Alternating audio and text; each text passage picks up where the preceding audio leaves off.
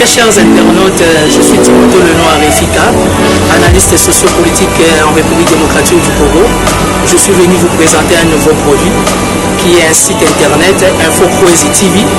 Désormais, si vous voulez me suivre, vous voulez avoir l'actualité des vrais ou encore de toutes les grandes questions qui traversent la République démocratique du Congo, passez par InfoCroisi TV.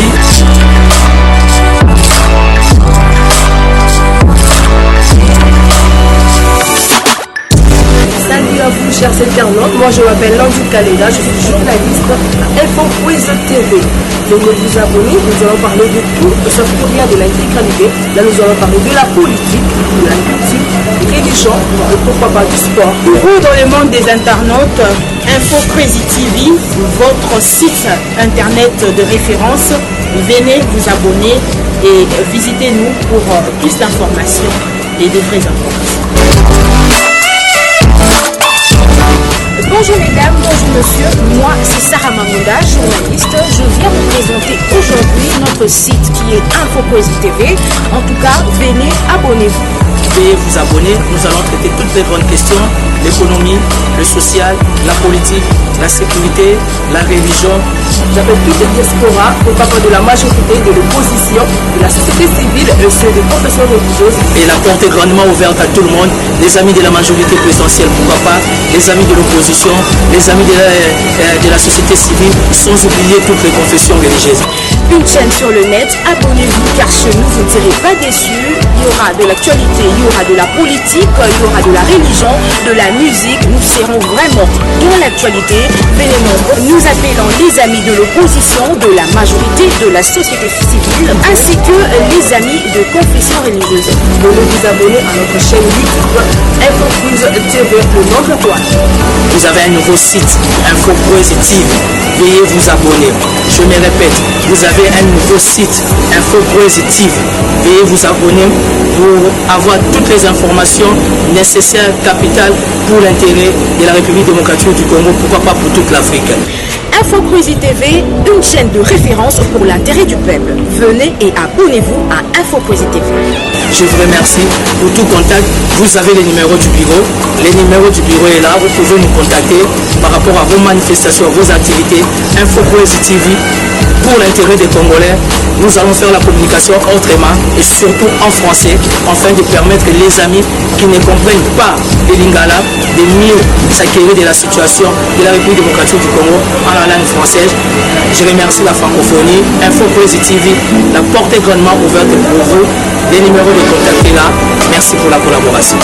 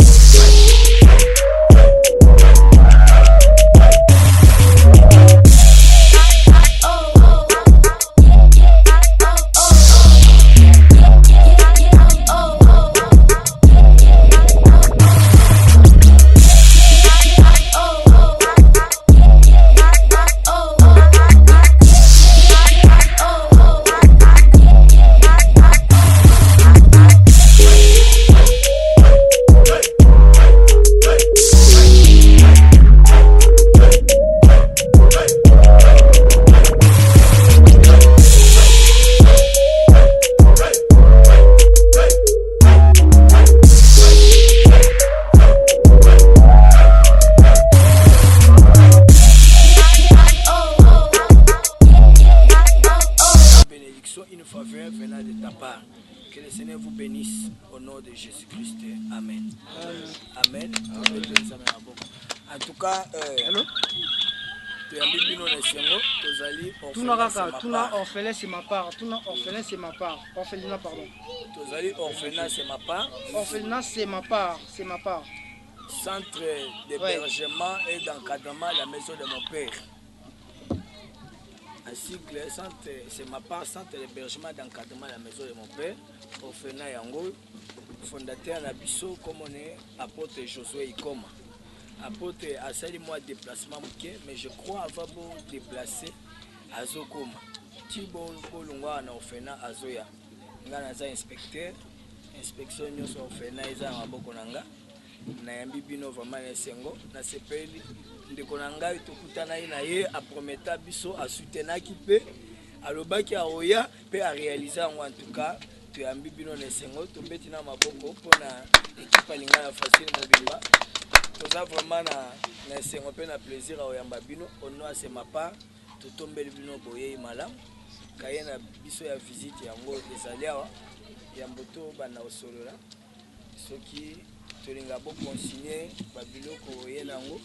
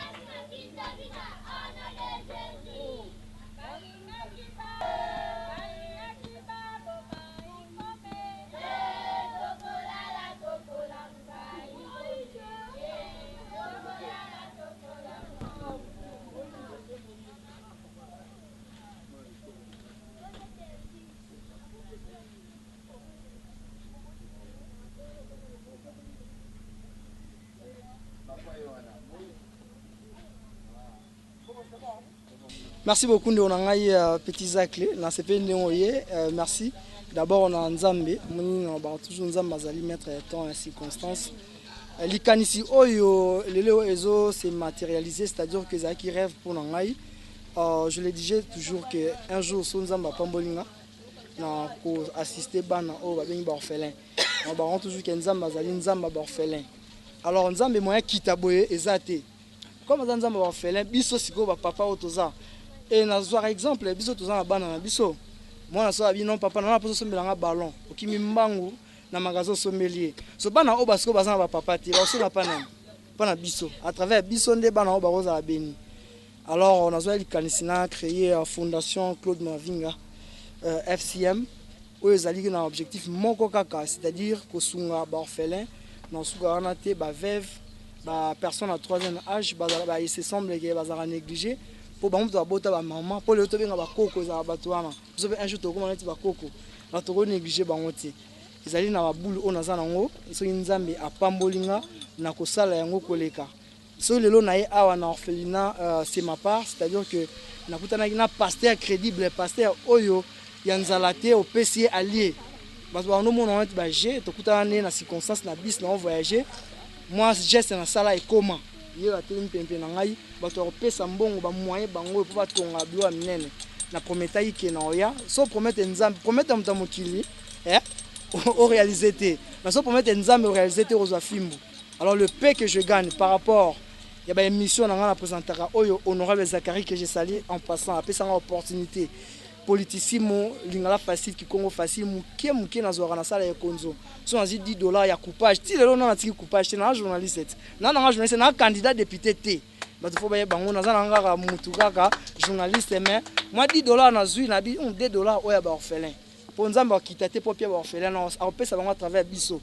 Donc la fondation FCM eza bureau nango eza wapi passe aux na batum susu baza éparpillé à travers le monde baza pe na posa ya koya ko prêter pe main forte na likanisho ozui na bolingo na ozui ya koya pe ko tala pe bandeko musu baza na bapasi parce que bureau eza wapi o bato ba koya tam ko beta pe porte quoi ba région. Petit Zaclé, je crois que nous avons organisé conférence de presse et à l'Africana Palace d'ici là.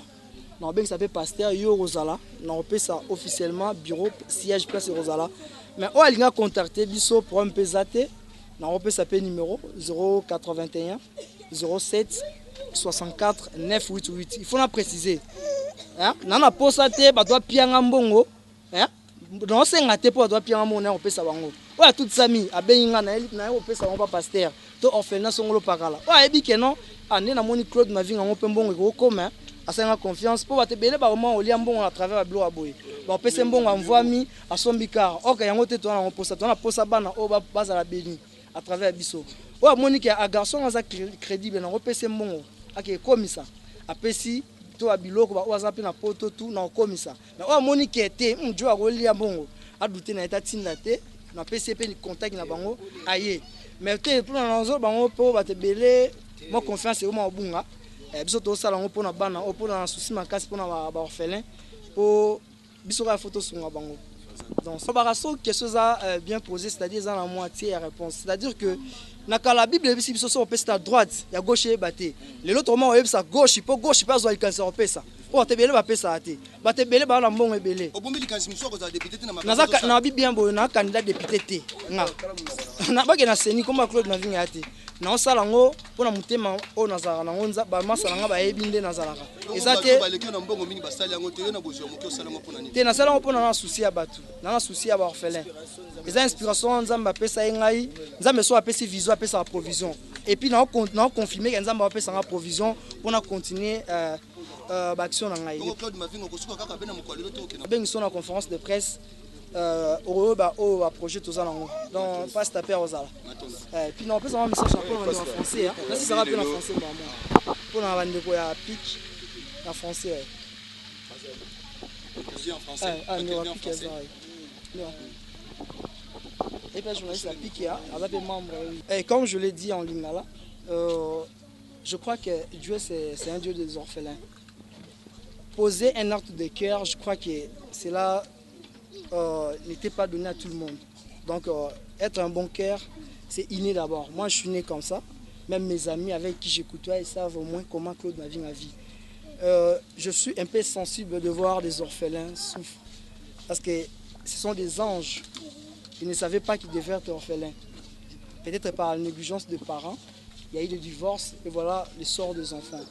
Moi, en tant que père des enfants, j'ai eu à constater nos enfants, quand ils nous demandent quelque chose, on les achète facilement. Et maintenant, ces enfants, c'est nous qui devons le faire. C'est pourquoi j'ai eu cette initiative de créer la Fondation Claude Mavinga.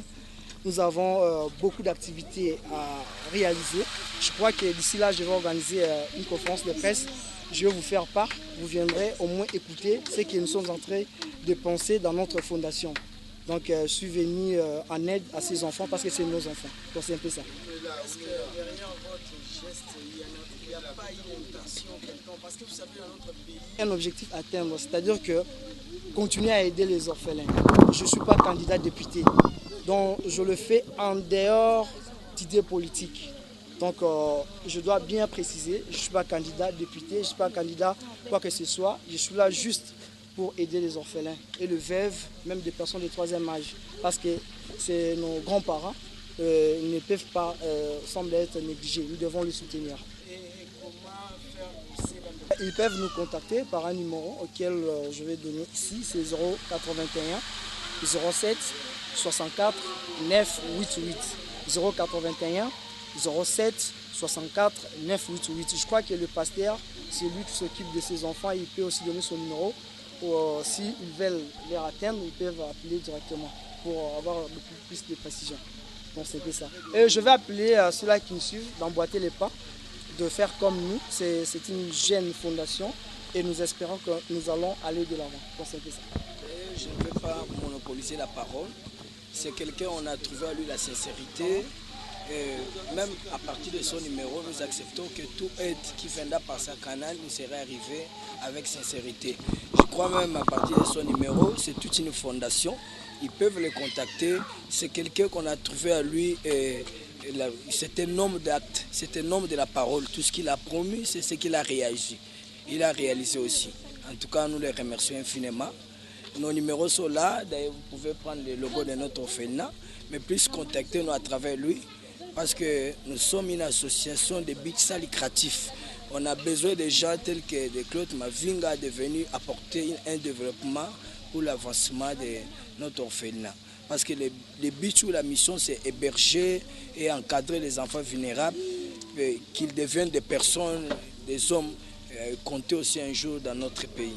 Nous luttons aussi contre la pauvreté et toutes les situations malhonnêtes qui se passent par la génération des enfants abandonnés. C'est ce que nous sommes en train de faire. En tout cas, merci beaucoup. Oui.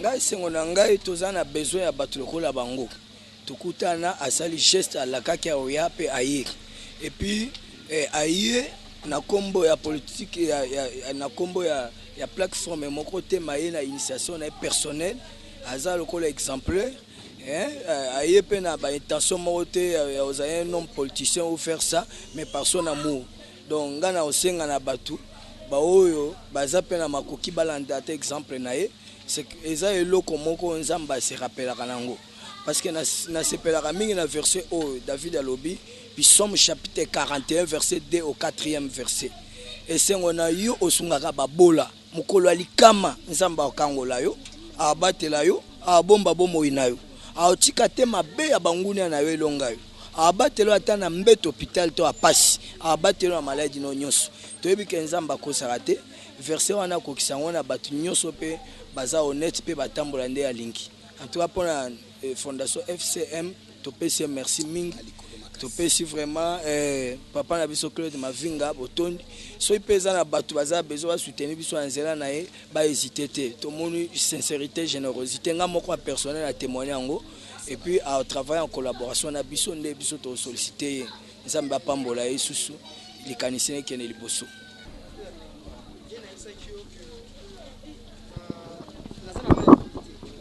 zaka ya mukie za mwa mukie baba loka mukie pe esala na bien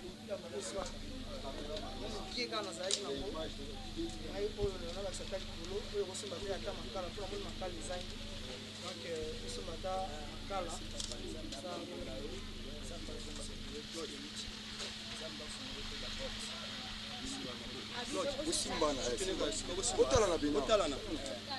touchez les deux mains. Touchez les deux mains. Ouais. Non.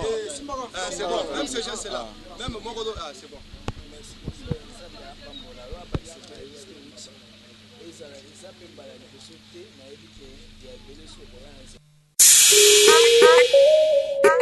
Yeah, yeah.